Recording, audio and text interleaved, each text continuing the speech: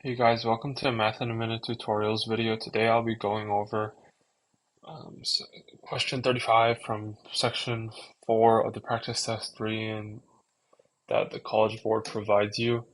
So we are going to be going over a question related to averages and means. So I want you to read over the question first.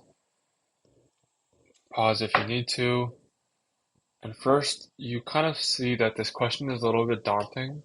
The fact that it asks for so much stuff, but you kind of want to take this into bite-sized pieces and don't remember to circle or underline keywords. So keywords are like mean, average, 11th rating, first 20, something like that, right?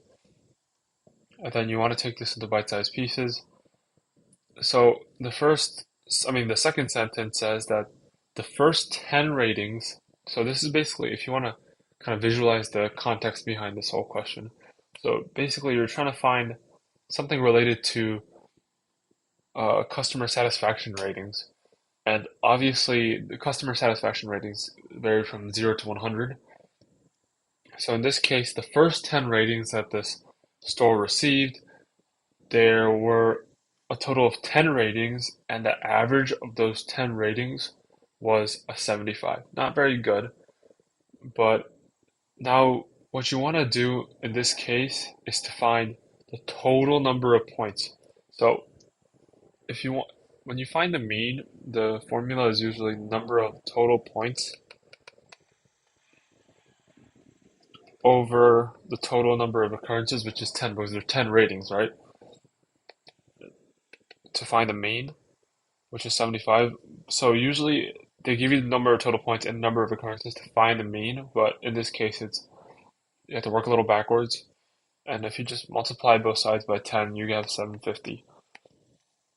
So that is the number of total points. And you may be saying, well, that's not what the question asks you to find, right? Well, yes, but it comes in handy later, and you'll see why. So now they want you to see what is the least value the store can receive for the 11th rating and still be able to have an average of at least 85 for the first 20 ratings. So you can do the same thing for 85 times 20, and that will give you 1700. So this is 1 to 20. That is the total number of points accrued from ratings 1 to 20. And 750 is the total number of points accrued from 1 to 10, right? So you want to find out what the total number of points accrued from ratings 11 to 20 is. So it's as easy as just not multiplying, subtracting 750 from 1700 and getting 950. So this is 11 to 20. And now you notice that out of these 10 ratings in 11 to 20, you want to find the least possible value that can yield an average that is still 85. So in this case, we have to also find the maximum value because if you just maximize all the other ratings, then it's basically the one of the ratings has to be significantly low, right?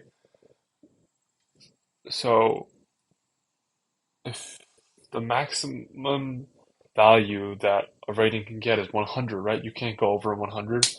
So in this case, you would do 9 times 100, and you have one rating left, which is probably going to be very low because all the other ratings are so high that this are not so high, but they're high. So one of the ratings has to kind of balance out the average. So in this case, 9 times 100 is 900, and 1 times, you don't have to do 1 times, but it's like 950 minus 900 is 50, so you're left with 50 as your I mean, yeah, least value to least possible value to get an average of 85 or maintain an average of 85. So yeah, although this is pretty tricky and it is pretty hard to explain, I tried my best to explain it. It is a question that I was stumped with when I was practicing the SAT. So I just wanted to show you guys how to do it. If you do have any more questions, feel free to drop it in the comments below, or you can actually go to the College Board's official answer explanations for this. They may do a better job of explaining than I do, but regardless of that, if you have any questions, I'm free to help, and I'll answer them to the best extent, I mean, to the extent of my abilities. All right, thank you for watching, and I'll see you later.